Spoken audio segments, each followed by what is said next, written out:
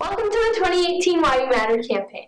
My name is Jacqueline, and I'm the crazy person that does the announcements every single day. And I'm going to be sharing this year's campaign plans. So, what is Why You Matter? Well, Why You Matter is a campaign that assists the high school in changing the atmosphere in the most positive way. Last year's project was a response. We took 1,000 photographs. Yes, 1,000 photographs of CHS's very own students and staff. We decorated the school and filled the halls with photographs of some of your best friends, peers, teammates, and teachers. They all answered the question, why do you matter? This year's campaign is a little bit different. We're titling it a speaker series, kind of like TED Talks, except it's even better because it's your own personal teachers from CHS. They're going to be sharing their stories, experiences, and lessons they've learned in life. We hope that these stories can shine some insight into your very own lives. So, we are just so excited to have you here today, and I can't wait for you guys to see all the presentations. Thank you so much, and remember to give the teachers your utmost respect, and that you just appreciate them for being here because they worked so hard, and I'm so excited to see what's next. Thanks.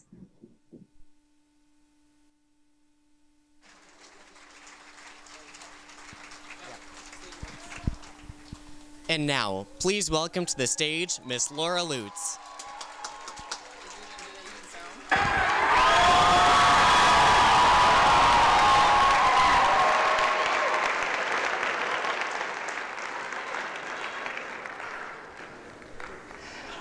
When I was told that students asked me to speak for this assembly, I was honored, and I was also terrified, as I am now. So to speak in front of so many people about myself and to speak about the things that mean the most to me is something that was completely overwhelming. But I decided that I needed to get up here today because there are so many things we ask you to do in our classes that are hard for you, and they probably make you feel the same way. And I decided I needed to get up here today because I'm a quiet person. I would never have volunteered for this. But I like to listen more than I like to talk, but it doesn't mean that I don't have things to say.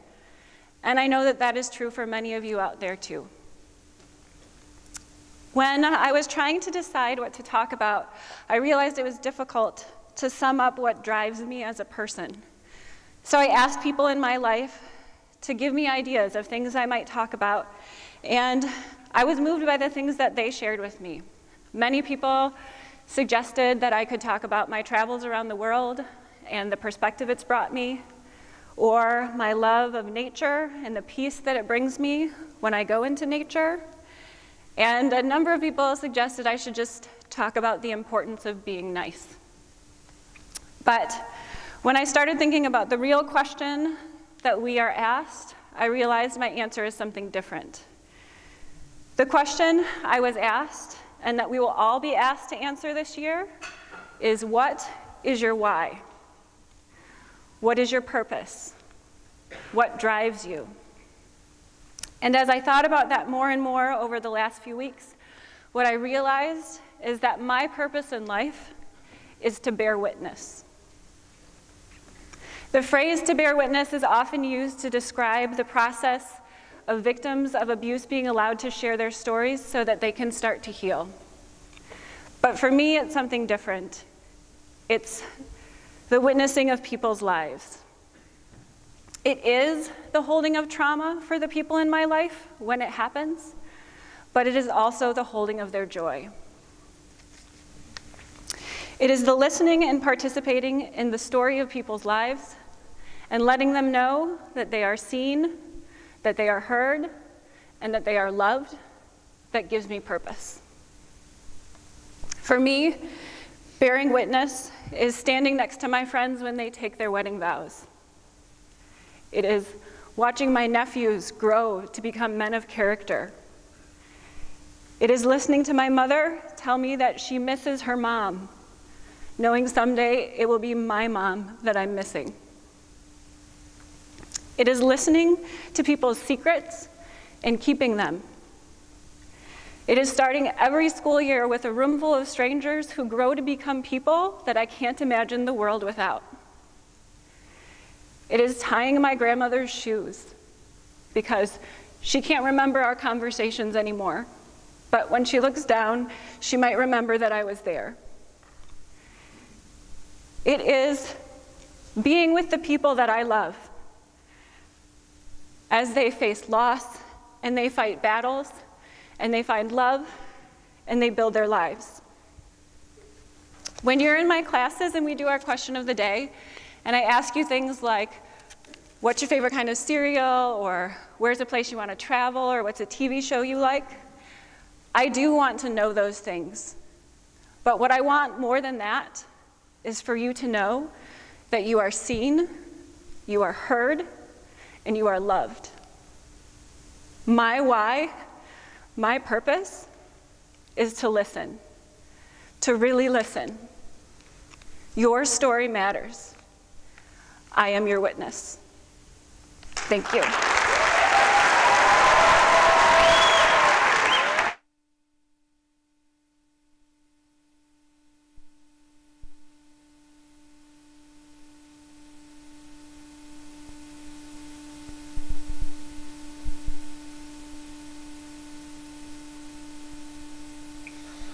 When I think of the future, I just know that no matter where I am or what I'm doing or who I'm with, I would consider it successful if I'm truly happy and loving the life that I'm living. What drives me is being able to wake up in the morning and create art that is able to reach a wider audience as well as being personal to myself. I come to school in the morning to hang out with friends, and then after school, I hang out with them even more, and I do the things I love by building an amazing robot.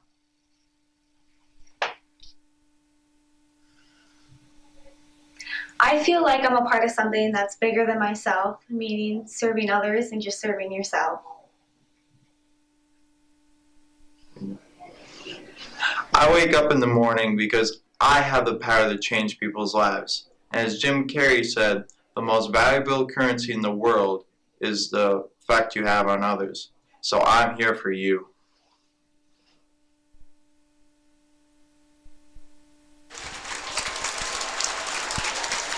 And now, please join me in welcoming to the stage Mr. Matt Pedlow. And now, please join me in welcoming to the stage Mr. Matt Pedlow.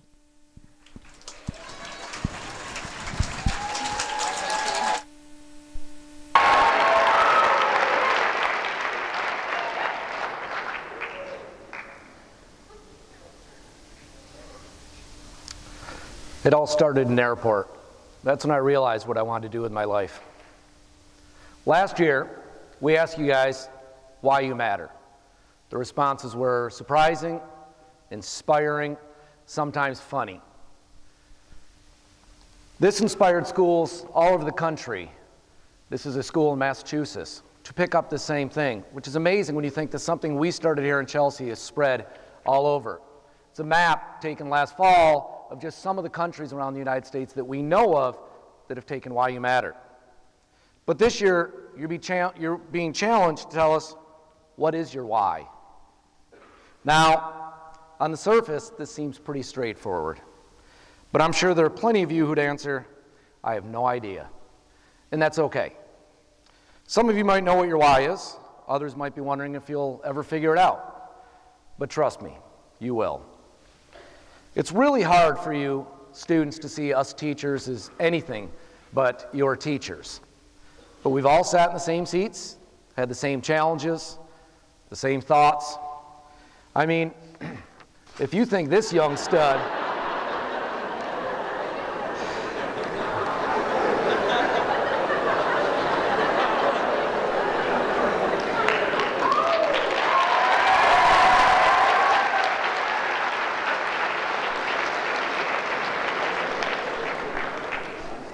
glad to hear for your enjoyment. That's great.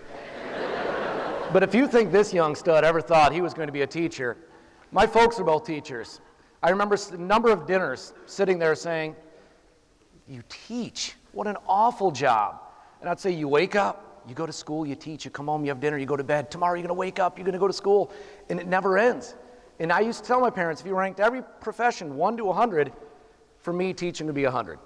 Because I couldn't imagine ever ending up in the one place that I couldn't wait to get out of, which was school. And being a teenager is sometimes tough. There are times you're out with your friends having a great time, and then there are times you spend home on a Saturday night because your friends ditched you. Or maybe your boyfriend or girlfriend broke up with you. Someday, you will laugh about these times. When I was a sophomore in high school, I got dumped by a girl, and I realize you're saying, no kidding, you got dumped. Yes. But I went to a dance with this girl named Chris, and I had been dating her for a while, and during the dance, 2 seniors took me into a small bathroom, and one of them said, hey, you came with Chris, right? And I said, yeah. And he said, yeah, I'm going home with her. And I was a very naive young lad, and I said, you know, I think my mom's picking us up. And that's when he politely explained to me, you're no longer dating her, I am. Now, when you're 15, that's, you know, shattering. But today, that's hilarious. That's absolutely spectacular. So then I graduated high school, and I went off to college, and presumably to find my why. I thought I was going to be a sports broadcaster. I got a job at the college radio station, college newspaper. I got a job working for National Public Radio for a while, but I never found my why. So after college, having no direction and no job offers, I headed out west to Colorado to ski and hopefully find some direction in my life. It's awful tough when you're living in a garage in Durango, Colorado. I had good times, but I lacked what my parents said was a career. So I always knew deep down I would move on and find something. And in 1996, I kind of got a dream job where I was hired to drive the Olympic torch from Los Angeles to Atlanta for 89 days, and it wound its way up and down the country. And this job it wasn't much of a career, but it reaffirmed my faith in the goodness of people. You'll all have jobs like this, jobs that get you out and allow you to meet people of different backgrounds. To run the torch, you had to be nominated as a community hero. And I spent 3 months watching people who were much better human beings than me be honored by carrying the torch. And it changed me. And after the relay ended, I knew I was in love, so I followed my girlfriend Renee to Charleston, South Carolina. Without realizing it, I was inching closer to finding my why. And I had a college degree. I knew no one. I had no job leads. It's not really your best way to find a career. But in 1997, I answered an ad in the paper, and the ad said, do you want to make money? So I went, and I became a licensed insurance salesman in the state of South Carolina. And I thought I'd found a gig. Now, this is nothing at all against people who sell insurance to small business owners, but it really wasn't getting me excited to get out of bed every morning. My boss sat us down. There were about 16 of us in our training. He said, here's the numbers you need to remember. If 98% of people tell you no, you're going to make enough money to live. If you get that number down to 95%, you're going to make decent money. And if you can get that number down to 93%, you're going to be extraordinarily well off. And I remember thinking, do I really want a job where 95% of people tell me to get lost every day? So I quit my first career. And I remember it well because I drove my boss's home, and I sat down, he was on the phone, and I waited. And he finally hung up the phone, and he turned around and he said, why are you here? I said, you know, I think I want to quit. He said, oh, you can't quit. You're the only one making any money right now. You're going to make $90,000 this year. That's my prediction. I said, I don't care. This isn't what I want to do. So he stands up and he says, all right, what do you want to do? And I said, I think I might want to teach. And he took a business card out and he handed it to me. I said, you know, Dwayne, I already have one of your cards. He says, I want you to keep this one. And when you quit in 5 years, because you will, because everyone hates teaching, I want you to come back and work for me. And to this day, I regret not calling him after 5 years and telling him how happy I am that I chose teaching. So I became a carriage driver instead and got my teaching degree. Instead of making my $90,000, I made $14,000 that year and took out loans for school, which is great economics, I realize. See, I could have stuck it out. and I could have spent my days making phone calls to people and driving up to Myrtle Beach or down to Hilton Head and anywhere in between. I can almost guarantee I'd be making more money than I am today. But I wasn't happy and I didn't feel purpose.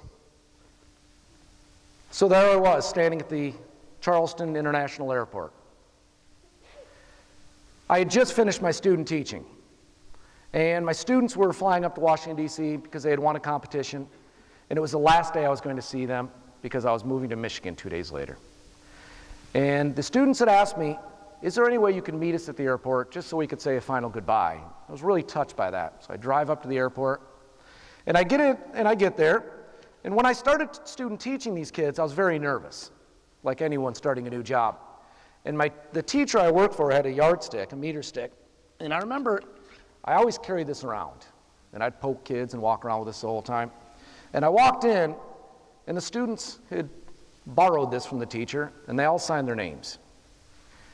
And when I went to the airport and they handed this to me, it's when I realized what I was going to spend the rest of my life doing.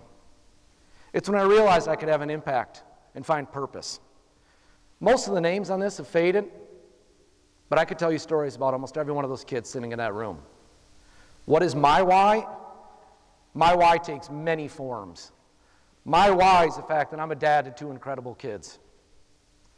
My why is because this summer will be 20 years that I'll be married to that girl that I chased across the country. What's my why? My why is that at 46 years old, I still get emotional when my parents tell me they're proud. My why is because I work with great teachers, many of whom are not only my peers, but also my good friends. My why is because I get to coach girls tennis. And I watch 15 girls at the beginning of the season turn into one team by the end of the season. My why is because I'm a teacher to some of the best students in the state of Michigan. And I get to take some of those students to Gettysburg and share my passion with them. My why is because I found a job where every day when I wake up, I'm excited to go to work. Seriously, there are very few people in the world who wake up and tell people, I got the greatest gig in the world, and I do. So that brings me to you. See, if I'm in high school and I'm sitting here, I'm thinking, all right, great, guy found his why. What's this have to do with me and my problems? But my answer to that is simple. You're all going to find your why. You just have to trust us teachers on that. Most of you don't know what your why is yet. If you think you do, you're probably wrong. Your why awaits you, and you'll find it, because life is good. You're all going to have rough days, but it's the rough days that make the good days that much better. You're all going to have heartbreak, but after you have heartbreak, it makes you realize how much love exists.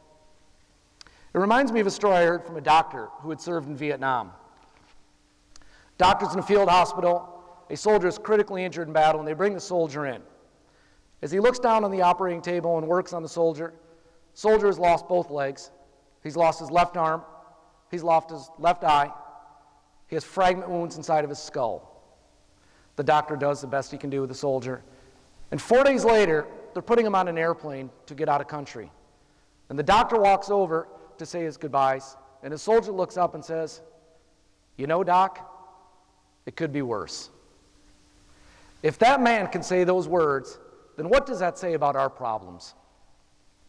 The drama on social media, the slights we all perceive, the relationship drama that is always prevalent. Why? For what purpose? As you get older, some of the questions that you're going to answer. Would my 10-year-old self be proud of the person that I am? Does my job have purpose? If you're stuck in the job, ask yourself, why am I doing this job? Life is good. You understand that, right? Life is good. The successes that await you are numerous, but you have to trust yourself. You're all going to fall, and you're going to get back up. Each and every one of you sitting in this auditorium has someone who cares about you. Each and every one of you in this auditorium has someone you can go to with your problems in this school. Because maybe, at the end of the day, Maybe Rose was right. All of us are here for a reason. Your why awaits. Enjoy the journey. Thank you.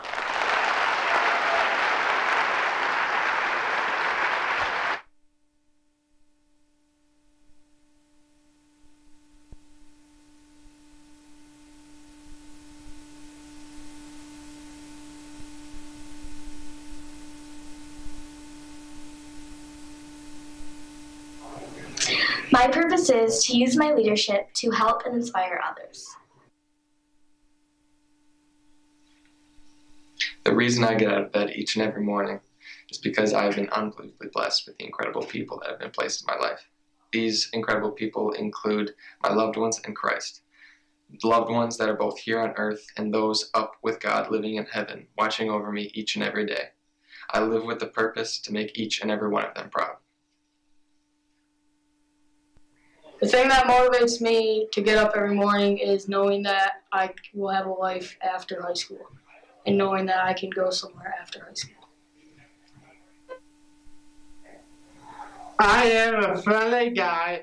I love talking to people, and I would love to be a very good host. I know that when I wake up out of bed every morning, that even if a day was bad or good, even if I had a sucky month or a sucky year or just not a good experience in a certain time, that there's always going to be better days, and that half the stuff in my life that I haven't experienced yet are going to be in the future. I don't know. And there's a lot to look forward to, definitely.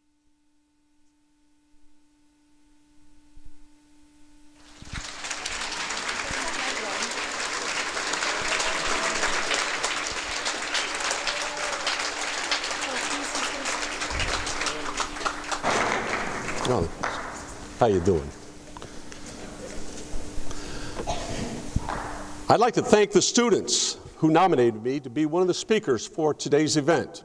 It's an honor, and I hope you appreciate my story.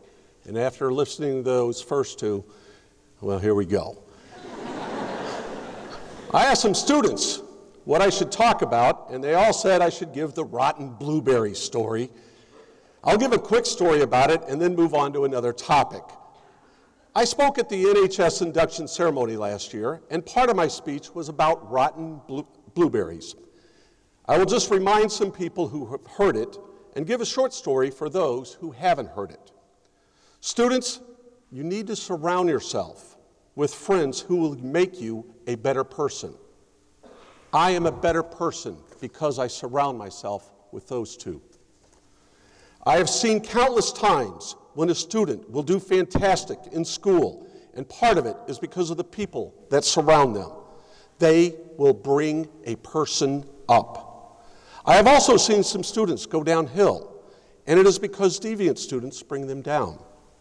If you hang around with people who will keep you up, you will be more of a successful person. Think of the students you hang with as a bunch of blueberries in a container.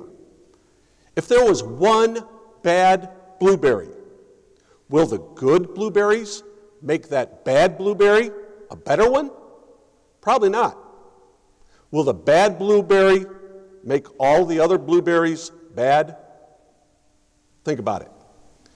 You need to remove the rotten blueberry from the container to save the others.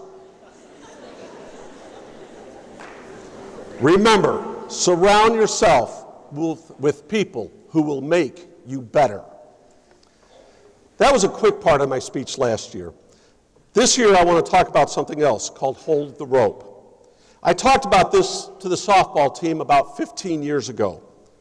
They made t-shirts, and they said Hold the Rope on their shirt, and that team went on to win the state title. Imagine if you fell off a cliff, but you were holding onto a rope and you were dangling in the air. You were hanging from a cliff and you hope someone on top of that cliff is holding on the other end of that rope. Who will hold the rope so you don't fall from your precarious situation? How many will be holding your rope? How many people that you know are going to withstand the burning pain and watch the blood drip from their hands for you? It seems that you would want as many people as possible to help you out of your precarious situation. How many people would hold your rope might say something about you? Which of your friends would want you to hold your rope? Is it the strongest one? But that person might not be there for you. Maybe there was something better on TV, or they didn't want to be bothered. Maybe they were preoccupied with their phone. Maybe some of them didn't want to hurt their hands and thought it would take too much out of them. One of your best friends might actually run away from the situation. Or is it someone who might be physically weaker, but you know you can count on them? Who would you trust the most holding your rope? How many people you know would be proud to hold your rope? The other part of this story has two parts to it. Let's flip it around. Which of your friends would want you to hold their rope? I think that the list of friends who would want you to hold their rope would say a lot about you. Why do you matter? Well, it's because there might be a lot of people counting on you to hold their rope. Some of you don't know me at all, but I used to coach football down in Texas. I had a coaching friend in Texas, Dennis Irwin. Here we are. You figure out which one's me? That one. That one's me. Yeah, I know. This one right here, the third one on the ground, his name is Dennis Irwin. He and I were real good friends. He was 27, I was a little bit younger than that. And by the time he was 28, he was single at 27, 28 and married, 29 and twins, 30 and twins. There's Dennis right there. This is the varsity coaching staff. That's Dennis right there. I was JV coach. This was down in Texas, very successful program down there. By the time Dennis was 35, he was diagnosed with cancer and passed away. The high school built a garden and named it in his honor. Dennis had always talked about holding your rope. He said, Coach Mitchell, I will always hold your rope. I know you will always hold mine. I go, you got it, Irwin. The high school built a garden, and I sometimes visit that garden when I'm in Texas. To this day, former students, athletes, coaches, and administration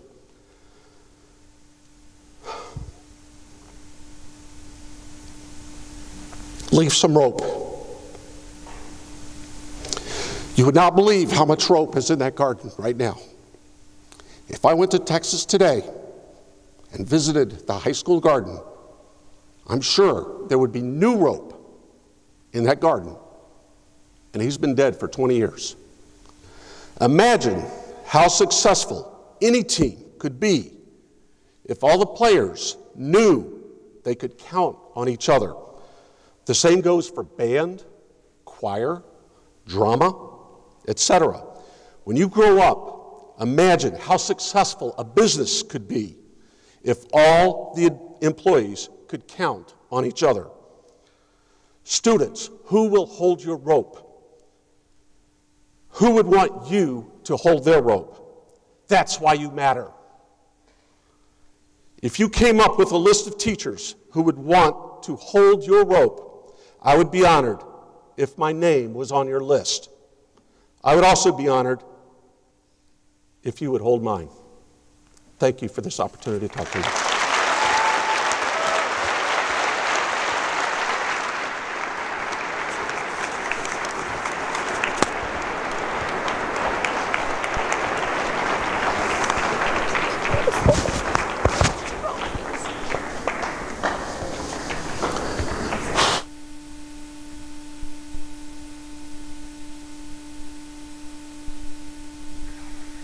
The reason I wake up every morning is not just to nerd and do physics, but also to serve the people around me and to better myself each and every day.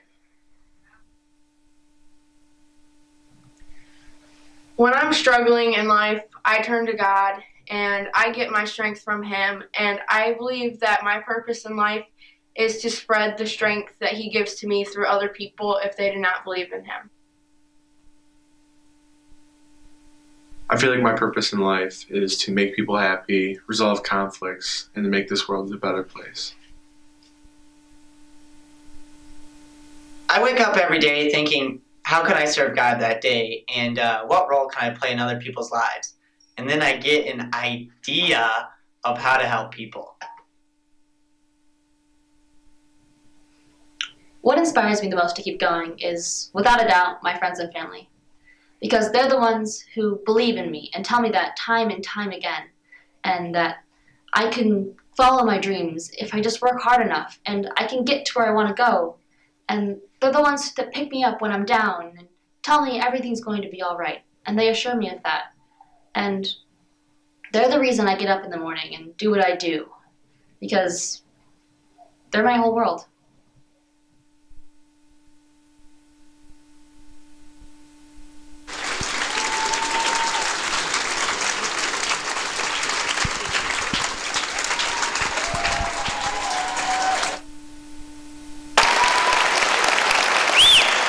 Thank you. Thanks. I'm a big believer in the power of goals. I believe that goals have the power to help us reach a higher place. So I set goals in all kinds of places in my life. There we go. I set goals with my students at the beginning of the school year to help push them to grow. I set goals even myself as a teacher when I come to school at the beginning of the year, to think how I'm going to improve, how I'm going to be better. And I set goals in my personal life as well. I think some of my best goals come in the summertime, when I try to make the most of the time that we have away from our school.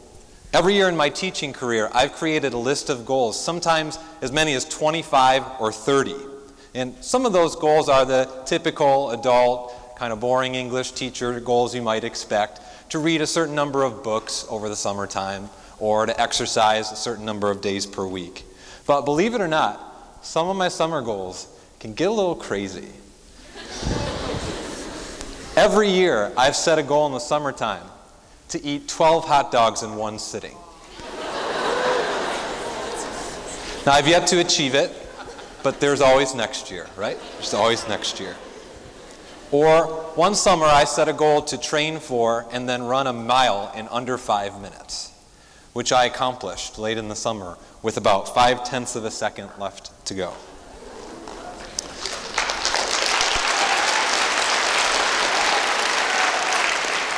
But my best summer goal came in the summer of 2007, when I challenged myself to write down 1,000 things that made me happy over the course of the summertime. As simple or as silly as that might seem, that was actually an exercise that changed my life forever. That was the summer that I now know as the summer of 1,000 seeds. The backdrop for the summer of 1,000 seeds was actually a time of great loss and pain in my life. That February, my dad was diagnosed with brain cancer. On Valentine's Day, the doctors told my family that my dad had just a few months left to live. And despite intensive treatment and a valiant battle, he lost his life before Memorial Day. Coming out of that time, I was in need of a lot of things. I needed a way to process my grief. I needed a way to bring happiness back to my mind and my spirit. And I'd also been thinking a lot about how my dad spoke in his final days of consciousness. He kept using that word in conversations with me and my brother and my sister, consciousness. We took that to mean mindfulness, that my dad was suggesting fulfillment in life means being mindful in the moments that you have. With all of that as a backdrop, I put 2 and 2 together and decided to undergo a project to be more mindful of the things that brought me happiness. I thought I might consider each moment of happiness as a seed, and that the seeds could be collected and planted and harvested as feelings of joy. And with that, the summer of 1,000 Seeds was born. I went about this project in a fairly simple, straightforward manner. On the first day of summer, I walked to Polly's. I bought a green notebook for 99 cents, and then I'd go about my days regularly after that, trying to pay special attention to the things that made me happy along the way. A lot of times, the things I noticed were nothing spectacular or out of the ordinary. A friend would say something funny and we'd laugh. Or I'd see something on TV that I enjoyed. Maybe I'd play pickup basketball and make a good bounce pass for a layup and feel a little sense of pride. Then at night, I would sit down and I'd reflect on my day, and I'd write down all the things I could remember making me happy that previous 24 hours, numbering them in my book as I went. That was my procedure, pretty simple. Well, the process of writing down and recording my seeds of happiness, as I called them, taught me a number of things. One is that food is awesome. Food comes up 116 times in my notebook. Over 10% of my summer happiness came from eating something that was delicious. 11 times that summer, I paused to notice, quote, good popcorn. Sandwiches apparently were a thing. This day in particular I liked. Had a delicious sandwich for lunch, and then just 4 entries later, another delicious sandwich. So, lesson number 1, food is awesome. I guess happiness comes in many forms. But that wasn't the only lesson that I learned. A second lesson was that the biggest joys in life are often in the smallest things. So many of the things from that summer that went in my notebook were the tiniest things. Things you'd probably think that I was crazy for writing down or paying attention to. For example, on August 21st, 2007, I walked to the Chelsea Fair. While I was walking through the Arts and Craft Barn, I came across an interesting exhibit titled Chewbacca Coloring. I studied this coloring very closely, for it was very interesting. Chewbacca had an interesting color palette, lots of pinks and yellows and oranges, and the coloring was atrocious. It was all outside of the lines and scribbles with lots of dry patches. And to add to all of that, someone had judged it and gave it the second place ribbon. I thought that was absolutely hilarious, and I laughed standing in front of this Chewbacca coloring. That was a moment that brought me happiness on August 21st. My notebook was filled with small delights like this: hugging my nieces, sleeping with the windows open at night and hearing the crickets, stepping foot in Lake Michigan for the first time in the year, watching a sunset over the Chelsea fields. And I came to realize that these small, simple things brought me tremendous amounts of joy. These things are everywhere. If we can learn to see them as truly valuable, what a difference it makes in our perspective. A third lesson I learned during the summer of 1,000 Seeds is that no day passes without something good happening, if we're paying attention. I have good days and bad days just like anybody else. That summer in particular was a difficult one. Having lost my dad, there were days I felt sad or lonely or missed him. But when I looked back through my notebook, not one day went by when something didn't make it in. Many days, there were more than one thing. Sometimes, there were dozens. If we're paying close attention, no day is without some form of goodness. And that brings me to my final lesson. That we are most likely to reap the happiness of life's pleasures if we cultivate an attitude of mindfulness. In my process of writing down these seeds, I realized it became hard to sit down at the end of the day and remember all the things that had made me happy. I recognized that I needed to trick myself into a state of hyper-awareness so that when something good was happening, I could register my enjoyment of it in that moment so as to make it easier to recall later. In a way, I needed to be more metacognitive, to step back as something was happening and say in my head, this is good. This brings me happiness. After a while, this became second nature, and I found myself paying closer attention to all the things that brought me pleasure and joy, and enjoying them more fully while I was experiencing them. We are more likely to reap the happiness of life's pleasures if we cultivate an attitude of active mindfulness. People often ask whether the Summer of 1,000 Seeds was a success. I think what they mean is, did you reach your goal of writing down 1,000 things? The answer is yes. On August 23rd, 2007, I went to a Detroit Tigers game at Comerica Park with my cousin, Kurt. The Tigers were losing all game, but in the 9th inning, they made a comeback, and when they were down 3 runs, they loaded the bases and sent the potential winning run to the plate. Everyone in the stadium stood up, their voices filled the air. It was electric. And I remember stepping back in that moment and thinking to myself, this makes me feel fully alive. This makes me happy. That was my 1,000th seed in the Summer of 1,000 Seeds. But the benefits of pursuing that goal stretched long beyond anything I ever wrote in my notebook. The Summer of 1,000 Seeds completely rewired my sense of perception. It taught me to slow down and appreciate the vast amounts of goodness that cross our paths every day and in many shapes and forms. It taught me to be more present in the moment, in moments of laughter and beauty and love and wonder and awe. It taught me to be more conscious, to use the word my dad used so often during his final days. And it helped me turn my grief into great joy. I realize now that my dad used his last weeks of life to teach me how to live. He planted a seed, and he taught me how to help it grow. Thank you.